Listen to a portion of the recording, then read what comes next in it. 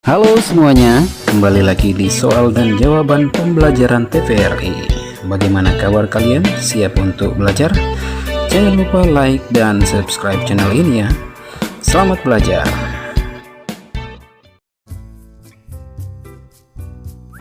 Mari kita mulai. Pertanyaan yang pertama, tuliskan dua hal yang kamu ketahui tentang Ambon dari berita tersebut. Jawabannya adalah yang pertama, harga tiket pesawat dari Bali ke Ambon sebesar 1.300.000. Yang kedua, kota Ambon lebih jauh dari Bali.